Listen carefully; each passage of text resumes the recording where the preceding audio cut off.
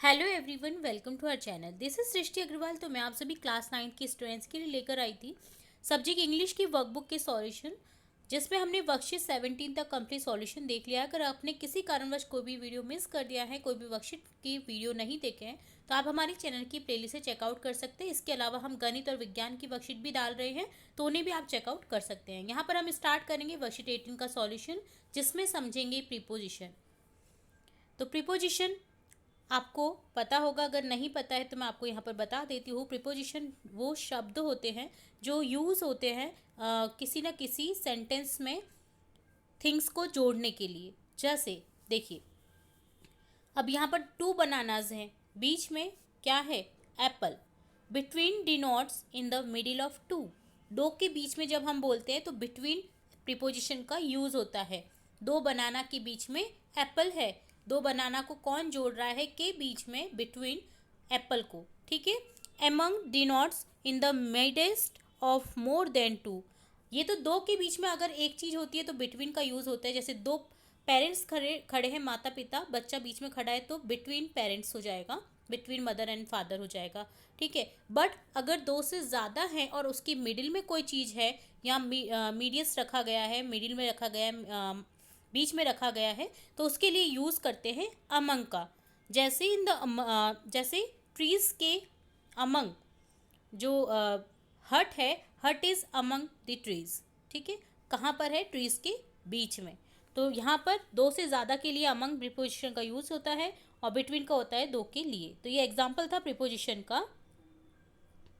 Apple is place between two bananas, one house among many trees. ठीक है। Since is use to denote point of time. Since क्या होता है? Denote करता है पॉइंट ऑफ टाइम, टाइम के period को। For is use to denote period of time. Period, एक लंबा पीरियड रहता है, तो उसको डिनोट करता है फोर। ठीक है। तो इसी तरह हम यूज़ करेंगे यहाँ पर प्रीपोजिशन का, समझते हुए चलेंगे। उस प्रीपोजिशन के बारे में भी मैं आपको सारा कुछ बताऊंगी। तो स्टार्ट करेंगे फर्स्ट क्वेश्चन को। फर्स्ट सेंटेंस है यहाँ पर फर्स्ट क्वेश्चन में, there is no argument blank these two brothers. अब यहाँ पर देखिए टू ब्रदर्स आ गया, डिनोट हो रहा है, तो यहाँ पर आप क्या करेंगे? बिटवीन। यहाँ पर कोई आर्ग्यूमेंट नहीं है दोनों भाइयों के बीच में, तो बिटवीन हो गया, between these two brothers. I distributed. अब यहाँ पर देखिए, आप सोचेंगे कि अमंग क्यों नहीं आया, तो टू ब्रदर है, मोर देन टू होता तो अमंग आता, और इन क्यों नहीं आया? इन होता है किसी चीज, जो चीज चारों तरफ से घिरी हुई हो या अंदर हो, जैसे रिवर के अंदर, क्लासरूम के अंदर, गार्डन के अंदर, तो उसके लिए बैग के अंदर बुक्स रखी हैं। ठीक है।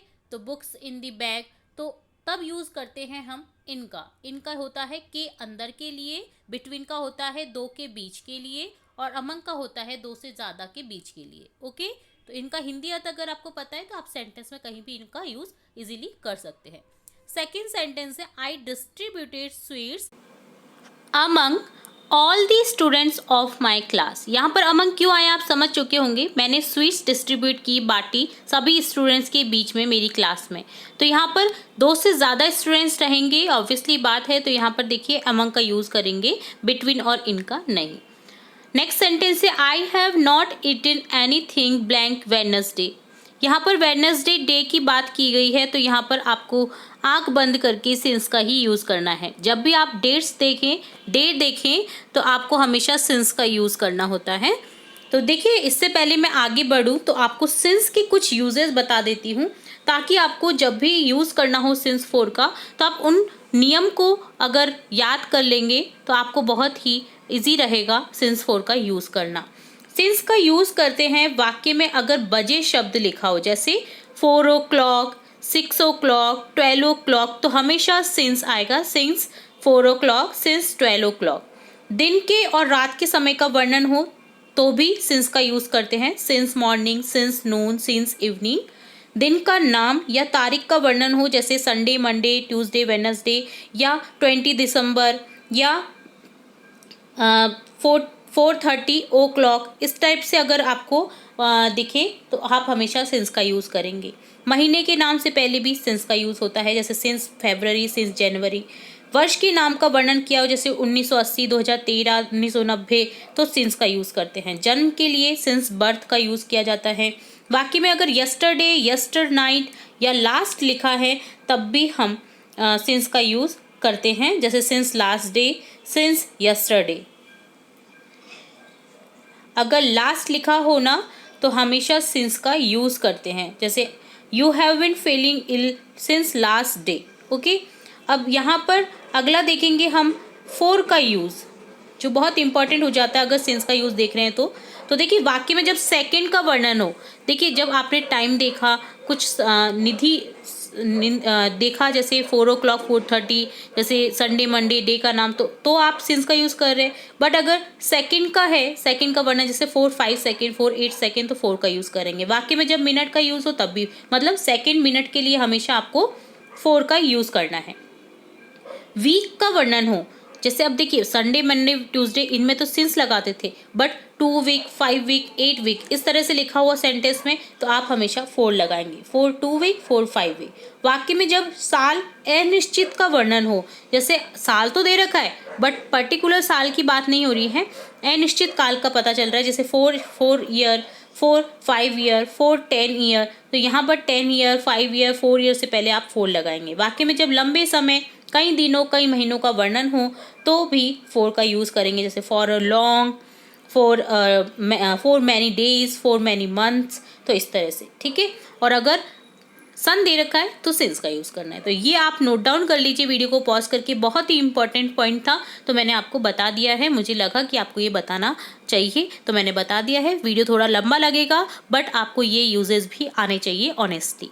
तो फिफ्थ सेंटेंस में देखिए, आप देखेंगे, देखिए तो इस तरह से आपने देखिए he has been teaching in this school since 2013। 2013 यहाँ पर सन की बात हो गई तो सिंस का यूज़ करेंगे। वेडनेसडे की बात हो रही है तो सिंस का यूज़ करेंगे। अगला है he has been absent from school for last 3 days. तो देखिए यहाँ पर लास्ट आया है तो यहाँ पर आप 4 ना करके सिंस ही कर दीजिए, सिंस लास्ट 3 डेज, ठीक है। तो यहाँ पर सिंस कर देना है आपको। ये गलती से 4 यहाँ पर लिखा ही आ गया क्योंकि यहाँ पर लास्ट दिख रहा है, तो लास्ट तो आपको जब भी दिखे ना, लास्ट नाइट, लास्ट डे, तो आपको हमेशा सिंस का यूज़ ही करना है, ठीक है। अगला है I have been writing a letter. अब देखिए यहाँ पर 2 आवर्स, मैंने आपको कहा था टाइम मिनट सेकेंड का अगर यूज़ होता है तो आप अनिश्चित काल का अगर आप वर्णन हो रहा है, पीरियड ऑफ टाइम का वर्णन हो रहा है तो आप हमेशा 4 का यूज़ करेंगे। तो यहाँ हो जाएगा 4 2 आवर्स, ठीक है। तो यहाँ पर ये सही होगा इसका यूज़। अगला देखेंगे, सेकेंड क्वेश्चन है right sentence based on pictures. Pictures के अकॉर्डिंग आपको सेंटेंस बनाने हैं। जैसे बॉल बॉक्स के अंदर है तो the ball is in the box, इनका यूज़ हो गया। देखिए यहाँ पर 2 जार के बीच में टैबलेट रखी तो यहाँ हो जाएगा tablet is placed between 2 jars. अगला क्वेश्चन है sentence using preposition given below. 4 between since से आपको सेंटेंस बनाना है। जैसे Sita had been reading for 2 hours, between के लिए हो जाएगा there is a house between 2 trees, I have been living in Jaipur since 2004।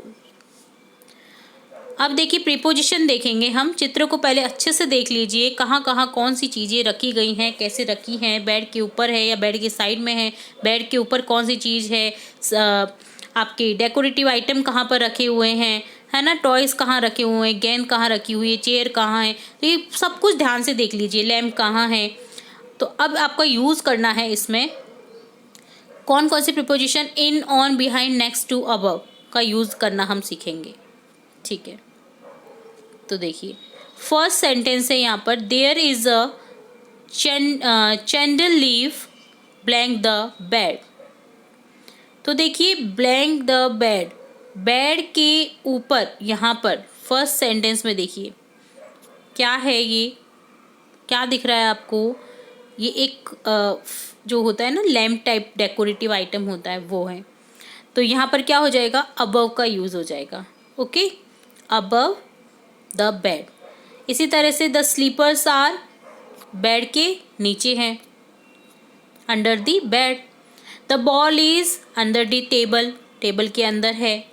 There is a parrot in the case, पिंजरे में क्या है, पैरट है, तो इन हो जाएगा।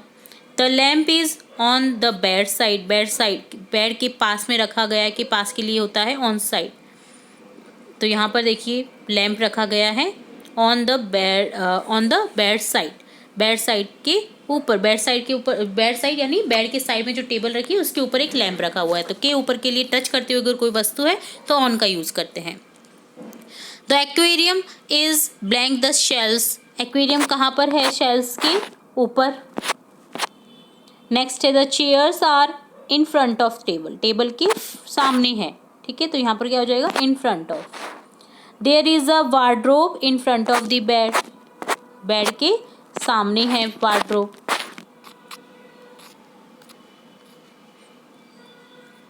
नेक्स्ट हो जाएगा there are toys in the shelves, shelves के अंदर है। There is a camera next to the radio, radio के जस्ट पास में क्या है, कैमरा है, ठीक है, तो यहाँ पर क्या हो जाएगा, नेक्स्ट टू के पास में। यहाँ पर 6 सेंटेंस नहीं देखा हमने। The poster is behind the bed, bed के पीछे एक पोस्टर है तो बिहाइंड हो जाएगा के पीछे के लिए। The table is between the chair, chair के बीच में यहाँ पर टेबल हो जाएगा, और चेयर कहाँ है, chair in front of the table, ठीक है।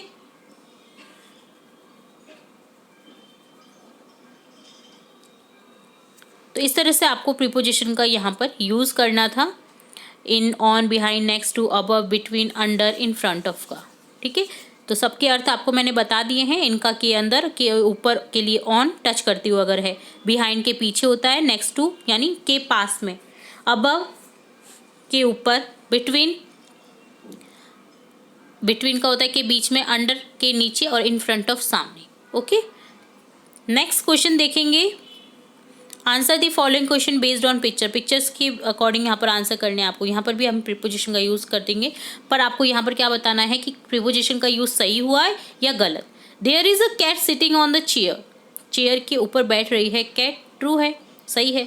There are 2 cats sitting, one on the table and one inside the cat, तो ये फॉल्स है। तो यहाँ पर 3 कैट्स है टोटल, तो यहाँ पर 2 कैट्स तो है ही नहीं। There is 1 cat sitting on the table and 1 cat under the table, ये भी गलत है क्योंकि एक चेयर के ऊपर भी बैठी है, okay. There is 1 cat inside the, देखिए, there is 1 cat sitting on the table, table के ऊपर बैठ रही है, and 1 cat under the table, एक कैट नीचे है, तो ये आपका सही हो जाएगा। यहाँ पर फॉल्स नहीं करेंगे हम, ये ट्रू है कि वहाँ पे बैठी है, तो आपको सही बताया है, on the table and 1 cat under the table, okay, तो ये सही है। यहाँ पर आपको बताया देयर आर 2 कैट्स सिटिंग, तो यहाँ पर 2 कैट्स नहीं होकर के 3 कैट्स है, एक चेयर के ऊपर भी है, okay. There is 1 cat inside the shoe and the other is under the car, तो देखिए शू के अंदर भी है और एक अंदर कार के अंदर भी है, तो ये भी ट्रू है, ठीक है। तो यहाँ पर करेक्ट कर दीजिएगा, यहाँ पर ट्रू हो जाएगा, true, false, true, true, okay. तो ये हो गया है। There is 1 cat on the tree, tree पर एक कैट है, अंडर द टेबल, टेबल के अंदर है, ये भी ट्रू हो जाएगा। तो 5th सेंटेंस में भी आपका ट्रू आ जाएगा, बस यहाँ पर आपको ये करेक्ट करना है, ये भी आपका ट्रू है 3rd सेंटेंस में, ओके। नेक्स्ट है third question, fill in the blanks with the preposition given below, in, of, into, inside, on, along, at का यूज़ करना है आपको। तो I never dream of winning a kabaddi match, मैंने कभी नहीं देखा मैं कबड्डी मैच कि मैं जीत पाऊँगा, ठीक है, तो यहाँ पर ऑफ का यूज़ करेंगे।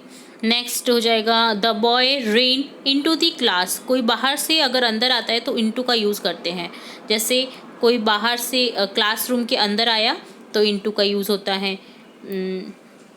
आप कोई चीज़ें रख रहे हैं किसी के अंदर तो यहाँ पर इनटू आ जाएगा, है ना, तो इस तरह से इनटू का यूज़ होता है। Children are sitting in the class, the song, this song reminds me of my best friend, मेरी फ्रेंड की याद दिलाया है इस सॉन्ग ने। You must come with me along with other people, Reema sits on her favourite chair in the class, वो अपनी favourite chair पर बैठती है। तो देखिए इस तरह से आपको प्रीपोजिशन का यहाँ पर यूज़ करना था। नेक्स्ट है you must ask question at the end of the story, story के एंड पे आपको क्या बोलना है, एक क्वेश्चन पुट आउट करना है, पुट आउट करना होता है या करना चाहिए। Smita's favourite place is Smita का जो फेवरेट प्लेस है वो कहाँ है? Inside the cupboard. Hide inside the cupboard, cupboard. तो यहाँ पर क्या आ जाएगा? इनसाइड।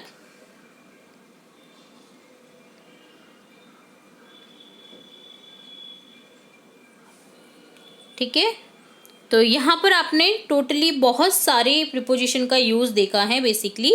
आई होप आपको ये सभी प्रिपोजिशन अच्छे से समझ आए होंगे। अगर फिर भी कोई डाउट लगता है तो आप कमेंट बॉक्स में कमेंट करके पूछ सकते हैं, और इसके अलावा आपको कोई और हेल्प चाहिए तो वो भी आप पूछ सकते हैं। तो देखिए इनसाइड होता है ना, तो इनसाइड होता है जो कपबोर्ड की इनसाइड, कपबोर्ड के इनसाइड वाला पार्ट। ठीक है, छुपने के लिए उसको सबसे अच्छी अपनी फेवरेट प्लेस कौन सी लगती है? कबाड़ के अंदर, क्योंकि बहुत कम लोग ढूंढ पाते। कपबोर्ड जो होता है वार्डरोब को बोलते हैं, तो यहाँ पर इनसाइड कपबोर्ड उसको फेवरेट प्लेस लगता है छुपने के लिए, हाइड करने के लिए खुद को। ठीक है, तो ये डन होता है आपका वर्कशीट 18 का सॉल्यूशन, जहाँ पर हमने प्रीपोजिशन का यूज़ करना सीखा। बहुत ही इंपॉर्टेंट पार्ट था ये आपकी वर्कशीट्स का। और आई होप आपको सेंस 4 का यूज़ भी अच्छे से समझ आया होगा और आपने नोट डाउन कर लिया होगा जो भी मैंने पॉइंट बताए हैं आपको। तो ये आपको काफ़ी हेल्प करेंगे आपके आने वाली एग्ज़ाम्स में भी। तो उम्मीद है आपको ये वर्कशीट अच्छे से समझ आई होगी, और इसके आगे की वर्कशीट भी हम जल्द ही देखेंगे। और भी इंपॉर्टेंट वीडियोज़ आपकी कक्षा से रिलेटेड देखेंगे, तो जुड़े रहें हमारे चैनल के साथ। वीडियो को पूरा देखने के लिए धन्यवाद।